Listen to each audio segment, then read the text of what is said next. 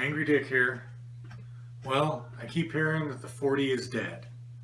I hear it at work, I hear it on the internet, and I think I have a pretty good argument that the 40 is not dead.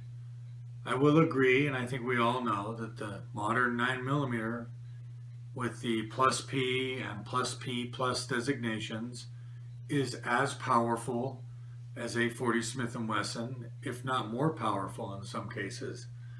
But the thing that nobody's talking about is the fact that if we apply those same principles to the 40, it makes the 40 as powerful as a 10mm and a 357 Magnum.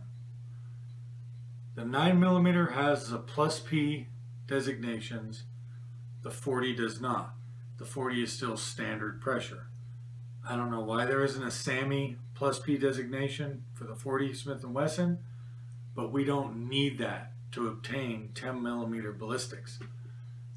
There are some buffalo bore and double tap and underwood factory loadings that will get you into the 10mm ballistic area, and with hand loads and a longer barrel you get way up into high-end 10mm and 357 Magnum velocities and ballistics.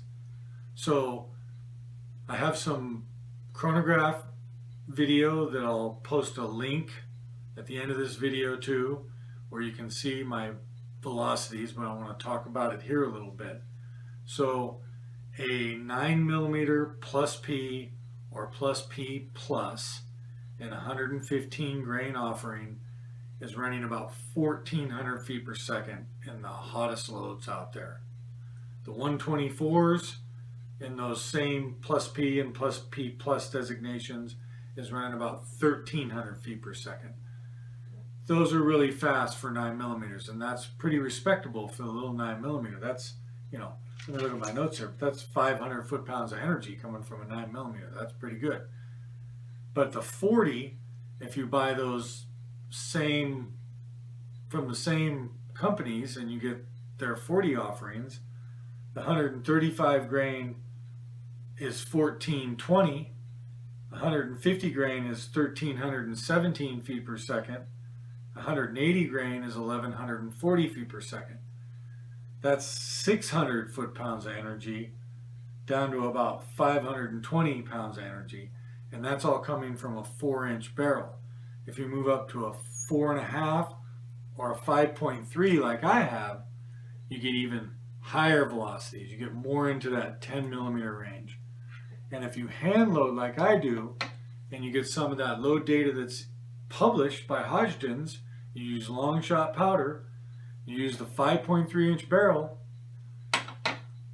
I'm getting 1,500 feet per second from a 4-inch barrel with 135 grain jacketed hollow point, 1,575 feet per second from a 4.5-inch Glock 22, and 1,625 feet per second from the Glock 35 slide, which is 792 foot-pounds of energy. That's crazy. That's way up in the top end 10mm 357 Magnum. And then with 180 grain jacketed XTP, I get 1,250 feet per second from a 4-inch barrel from the Glock 23, and 1,325 feet per second from a 5.3-inch barrel Glock 35 slide. That's 702 foot-pounds energy. That's a hunting load. That's deer, hog, woods carry, wood protection. So this makes the 40 Smith & Wesson more versatile than the 9mm. Plus you can get a 9mm barrel for these guns and shoot 9mm.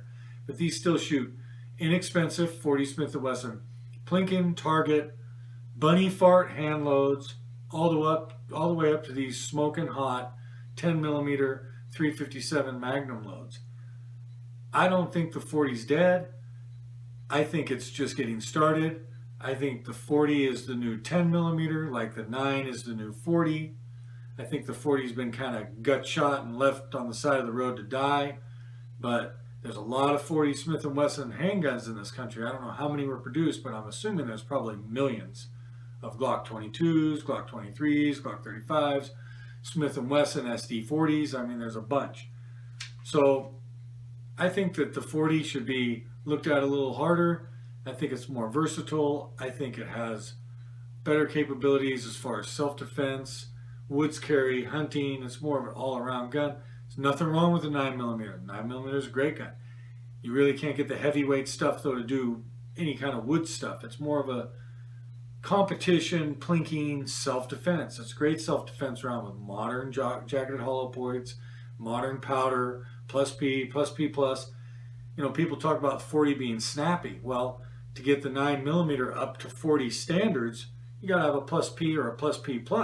That's pretty snappy. I mean, so what's the difference? You can download a 40 to be soft shooting like a 9. Anyhow, there'll be a link at the end of this video for some chronograph work to show you these crazy numbers coming from my handgun. We appreciate everybody who's been watching our videos and liking our videos and subscribing to our channel. Please subscribe to our channel. We're going to have a lot more stuff coming. We have part 2 of our elk hunt from me and Richard from last fall, our archery season. We have some wild game cooking videos coming up. We're going to be doing some deer tongue and elk tongue tacos and cooking elk nuts and making some summer sausage and things like that. So again, please subscribe. Thanks for watching, and that's it.